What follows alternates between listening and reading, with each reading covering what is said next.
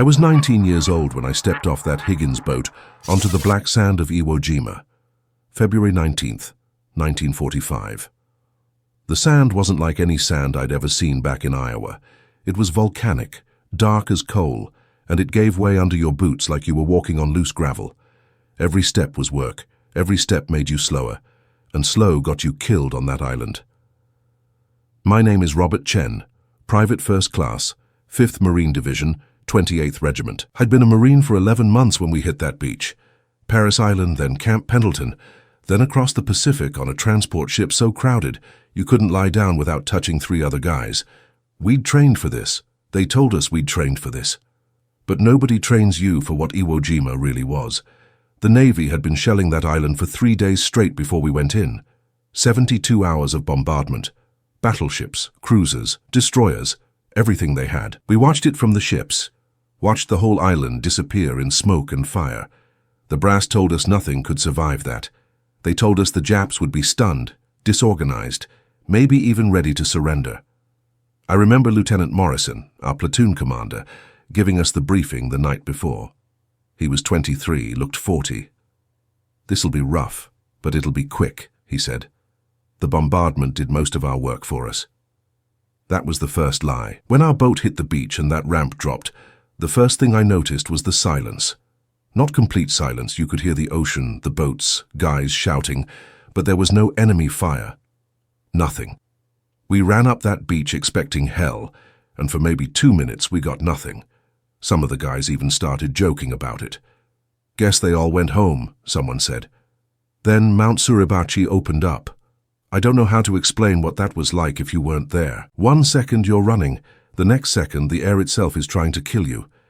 Machine gun fire from positions we couldn't even see. Mortars landing in the sand and throwing up black clouds. Artillery that sounded like freight trains passing overhead. The Japanese had let us get onto the beach, let us bunch up in those first 2 minutes, and then they hit us with everything. The sand made it worse. You couldn't dig in. You'd try to scrape out some kind of cover, and the sand would just slide back. Guys were getting hit and the black sand would turn darker. I saw a kid from Oklahoma. Can't remember his name now, but he'd been on the ship bunk next to mine. I saw him take a round through the throat and he just sat down in the sand like he was tired, just sat down and didn't move again. We pushed forward because there was nowhere else to go. The beach was a killing zone. The only way out was inland, up those terraces of sand toward the airfield. That's what we were there for, the airfield. Command wanted it for our B-29s, wanted a place to stage fighters for the run to Japan. So we pushed. We climbed. We died by the dozens on that black sand, but we pushed. My squad leader was Sergeant Martinez, a Mexican kid from California who'd been fighting since Guadalcanal. He'd seen things that made Iwo look like a warm-up. He kept us moving, kept us low, kept us alive that first day. "Don't bunch up," he'd yell over the noise. "Stay 5 yards apart. Keep moving. Fire and move. Fire and move." It was basic stuff, the kind of thing they drill into you in training, but under fire it's the basic stuff that keeps you breathing. We made it off the beach by late afternoon. Took us hours to go, maybe 400 yards. Every yard cost someone. We dug in that first night on the edge of the first airfield. And that's when the real nightmare started. The Japanese didn't just defend on Iwo Jima. They attacked. They'd wait until it was pitch black, darker than any night I'd ever seen because we couldn't use lights, couldn't give them targets. Then they'd come. Sometimes it was organized attacks, whole squads of them charging our lines screaming. Sometimes it was just 1 or 2 guys who'd crawl right up to your foxhole and try to kill you with a bayonet or a grenade. We called them infiltrators. I called them the reason I never slept more than 20 minutes at a time for the entire battle. I killed my first man the second night. I was in a foxhole with a guy named Peterson, and we were taking turns on watch. Maybe 2 in the morning, my turn, and I heard something. Not much. Just a scraping sound in the dark. I nudged Peterson awake, and we both stared out into nothing, trying to see. Then I saw movement, just a shadow moving wrong. I didn't think. I just fired. 3 rounds from my M1 Garand. The shadow fell and didn't get back up. When it got light enough to see, we checked. Japanese soldier, maybe my age, maybe younger. He'd gotten within 10 feet of our foxhole. He had a bayonet in one hand and a grenade in the other. If I'd been asleep, if I hadn't heard him, He would have killed us both. That's what I told myself, that's what I still tell myself. But what I remember most isn't the relief or the fear. It's his face. He looked surprised. Like he couldn't believe I'd seen him. Like he couldn't believe he'd died. We pushed towards Suribachi for 3 days. That mountain dominated everything. It was only 550 feet tall, but it might as well have been Everest. The Japanese had fortified every inch of it. Pillboxes, bunkers, tunnels, caves. You'd think you cleared a position and then fire would come from somewhere else. They had the whole mountain networked. You couldn't see them, but they could see you. The fighting was close, not like the movies where armies face each other across open ground. This was 30 feet, 20 feet, sometimes 5 feet between you and them.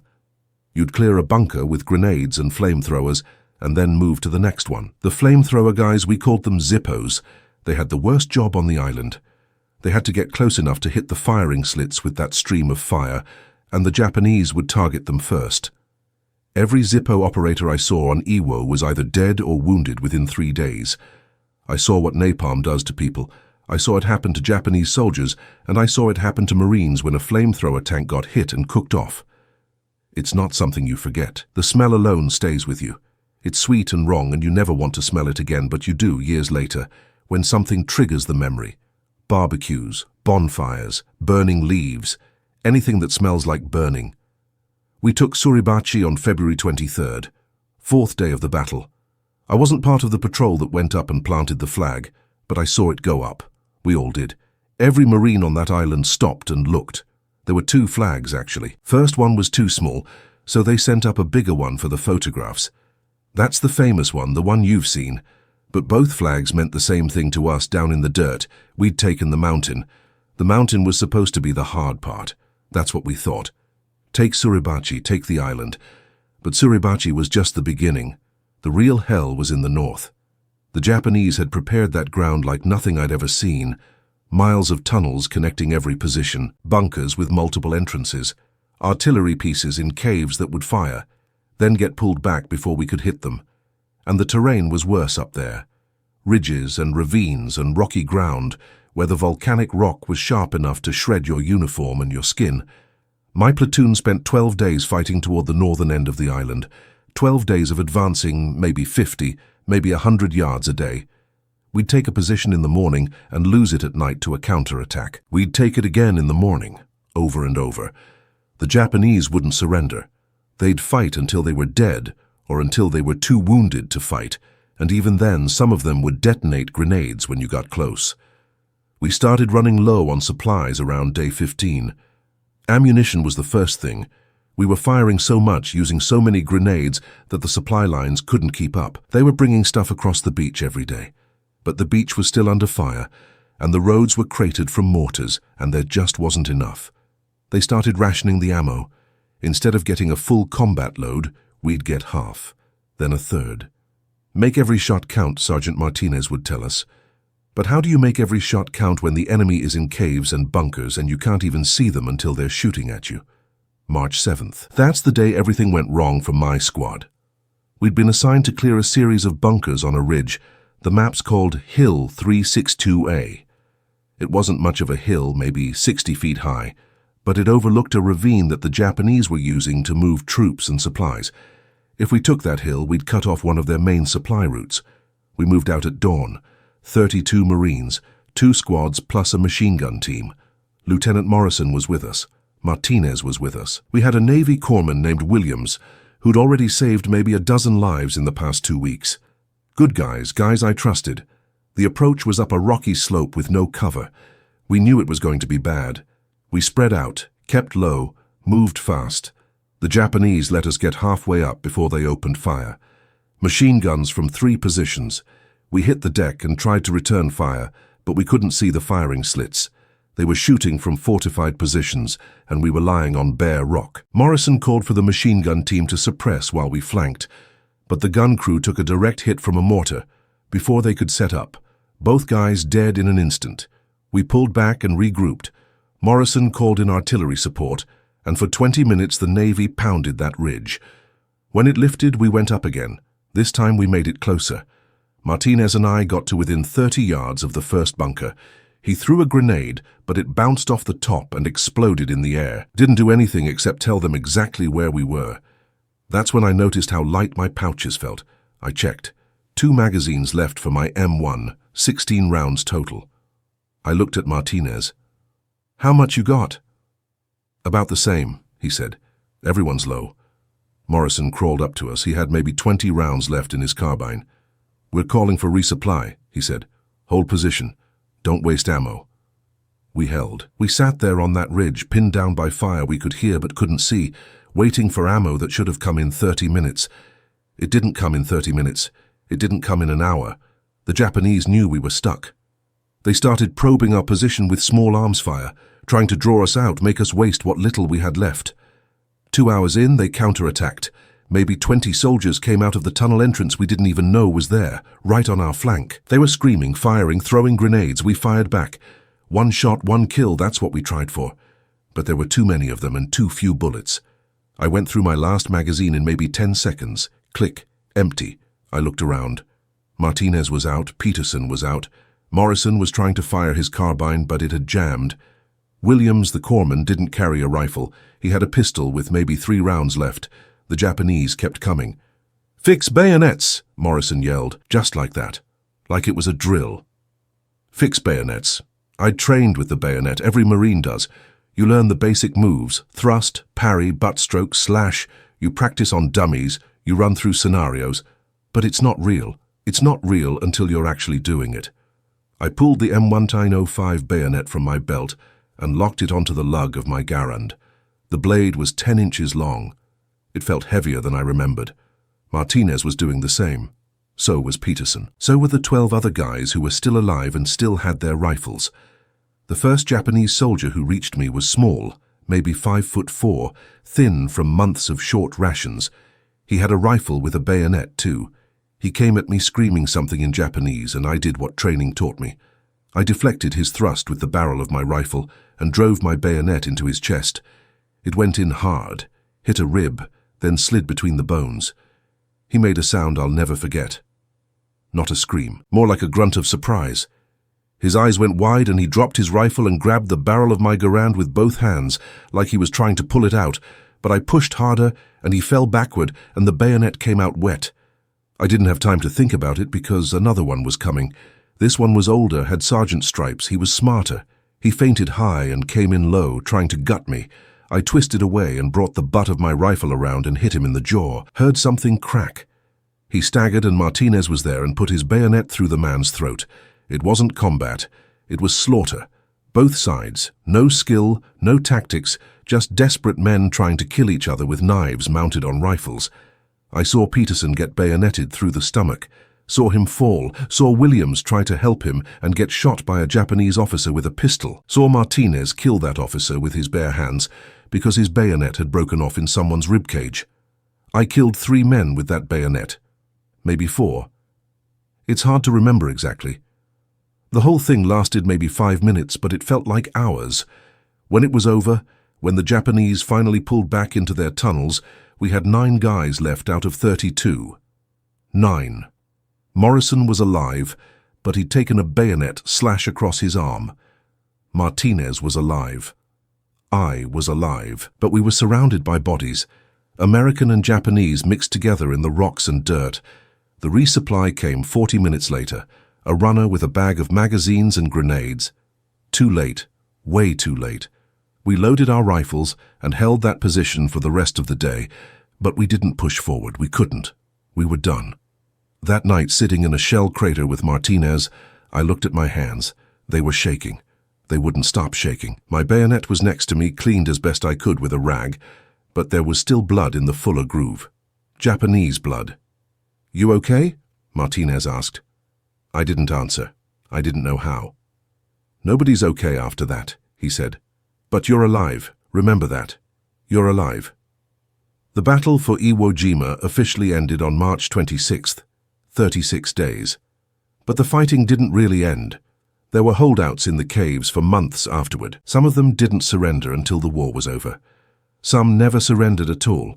My platoon was pulled back on March 9th, 2 days after Hill 362A. We'd taken too many casualties. They needed to rebuild us. I spent the last 17 days of the battle on the beach, helping with supplies, helping with the wounded, trying not to think about the bodies we'd left on that ridge. 70,000 Marines landed on Iwo Jima. Nearly 7,000 died.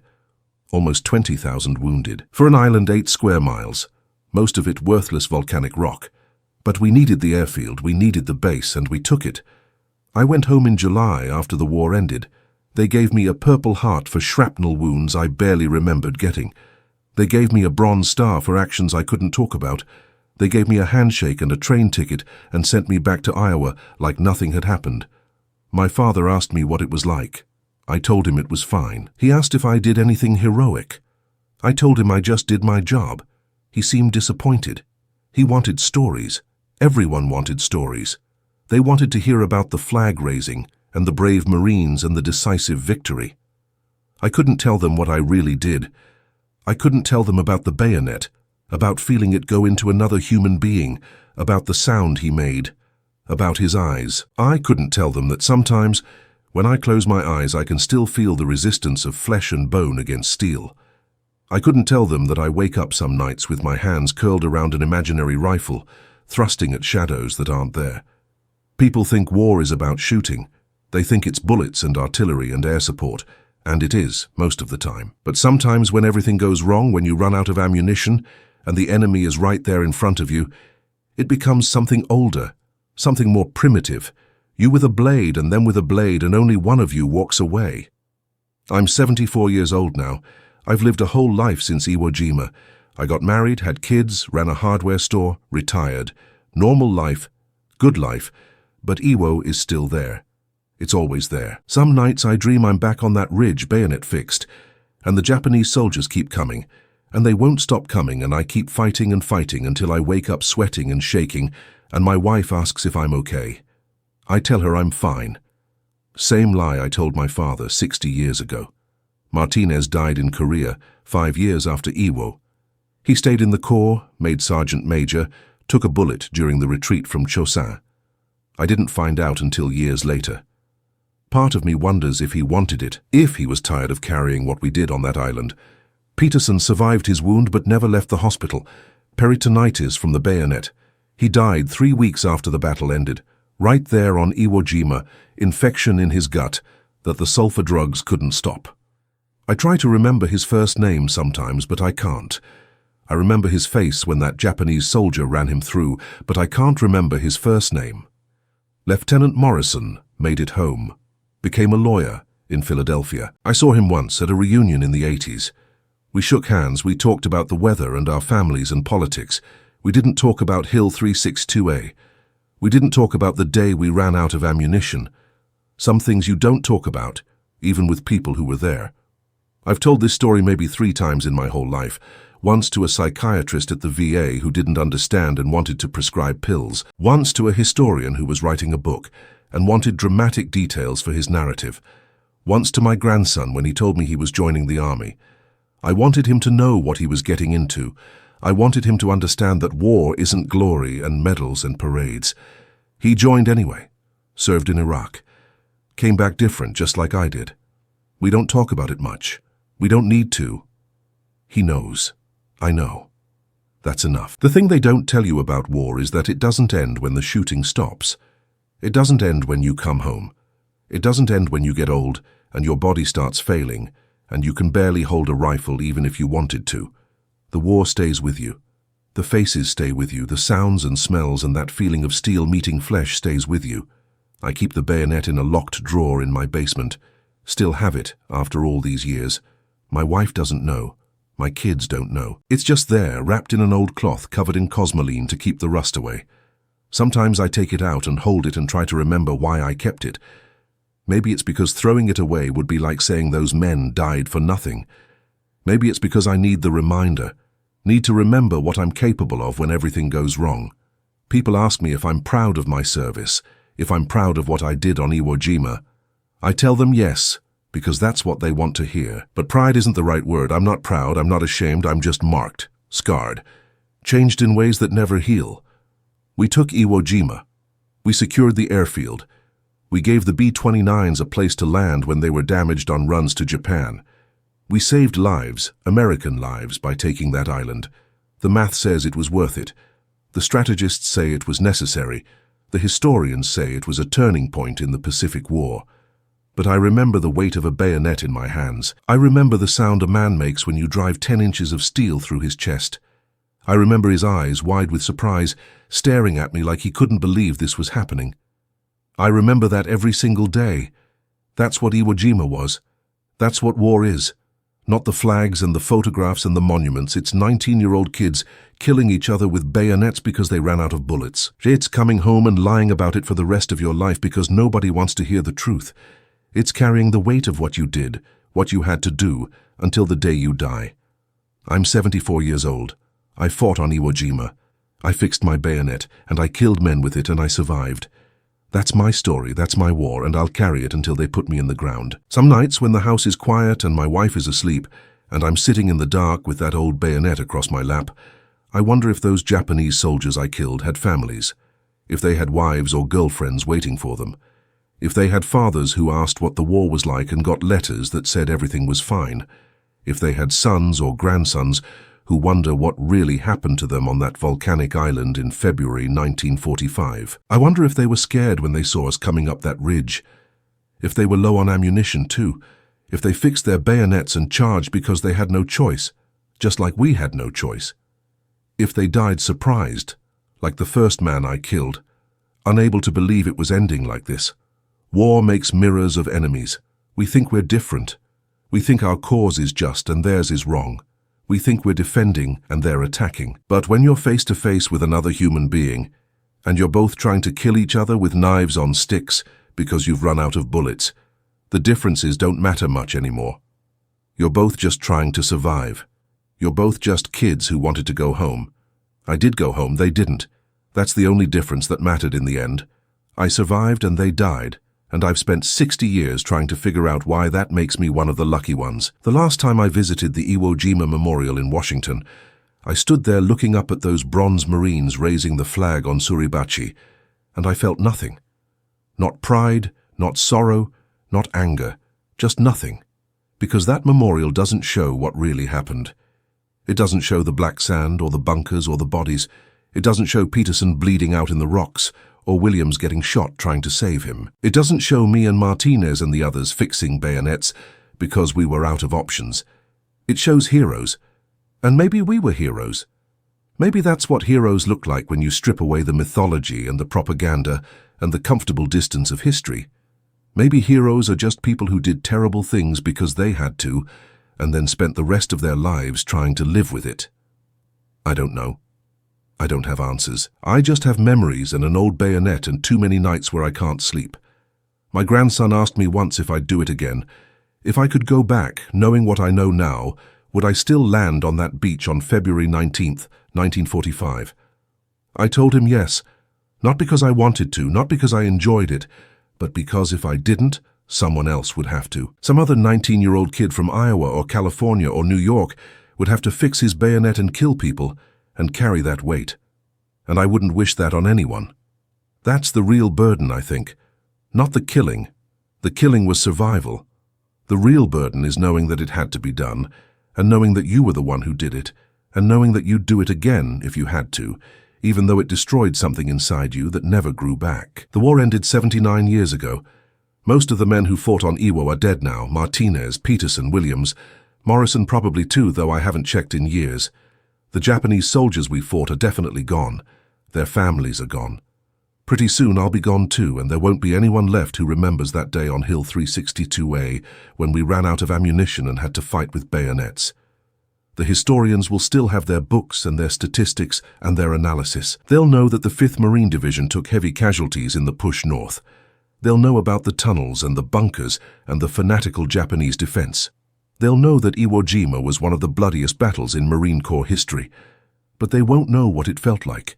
They won't know the weight of the bayonet or the sound of steel on bone or the look in a dying man's eyes. They won't know the shaking hands or the nightmares or the lies you tell your family, because the truth is too ugly. They won't know what it does to you, permanently and irreversibly, to kill someone with your hands. That knowledge dies with us. Maybe that's for the best.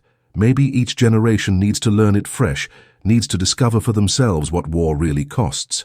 Or maybe, if I'm very lucky, my grandson's generation will be the last one that has to learn it at all. I'm not optimistic. Men have been killing each other since the beginning of time. We've gotten better at it, more efficient, more destructive. But at the core, it's still the same. It's still young men with weapons trying to take ground or defend ground or accomplish some objective that politicians and generals decided was worth dying for. And sometimes, when everything goes wrong, it's still just two human beings with blades trying to survive each other. That's what I learned on Iwo Jima. That's what I carried home. That's what I'll carry to my grave. The United States Marine Corps taught me how to be a warrior. Iwo Jima taught me what being a warrior really means. And I've spent the last 60 years wishing I'd never learned either lesson. But I did learn, I survived, I came home, I lived a life.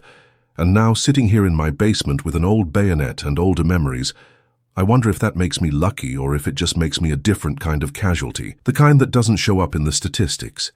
The kind that lives for decades after the war is over, carrying invisible wounds that never quite heal. I'm 74 years old. I fought on Iwo Jima. I ran out of ammunition on Hill 362A and fixed my bayonet and killed men I'd never met because they were trying to kill me. I did my duty. I served my country. I helped win the war. And I've regretted it every single day since. Not because it was wrong. It had to be done. Someone had to do it. But because doing it cost me something I can never get back. Cost all of us something. A piece of humanity, maybe. A piece of innocence. A piece of the person we were before we learned what we were capable of when survival was on the line. That's the price of war. Not the dead, they paid in full and their accounts are settled. The price is paid by the survivors, in installments, for the rest of their lives. Every nightmare, every flinch at loud noises, every moment of wondering if the man you killed had a family, every lie you tell about being fine, every time you hold an old weapon and remember what you used it for. I'll die soon. Maybe this year, maybe next. Maybe I'll make it to 80. Doesn't matter. When I do, I hope they bury me with that bayonet. Not because I'm proud of it, not because I want to remember, but because it's mine. I earned it in blood and terror, and I've carried it for 60 years, and it seems wrong to let it outlive me. My grandson will probably find it when he's clearing out the house. He'll see the old M1-05 bayonet with its leather scabbard and its stained blade, and maybe he'll understand. Maybe he'll know why I kept it, or maybe he'll just see an old piece of military surplus and wonder why his grandfather held on to junk. Either way, it'll be his problem then. My war will be over. Finally, completely over. No more memories, no more nightmares, no more wondering about the men I killed and whether they haunt someone else's dreams the way they haunt mine. Until then, I sit here in my basement, old and tired and marked by a war that ended before most people alive today were born. I sit here with my bayonet and my memories, and I wait for the end.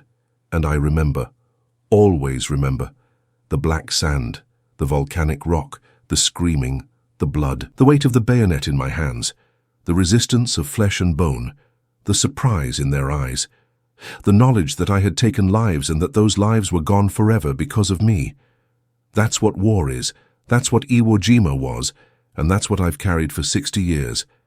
I was 19 years old when I stepped onto that beach. I'm 74 now, but part of me never left that island. Part of me is still there on Hill 362A, bayonet fixed, out of ammunition, fighting for my life against men who were fighting for theirs. And I'll be there until the day I die.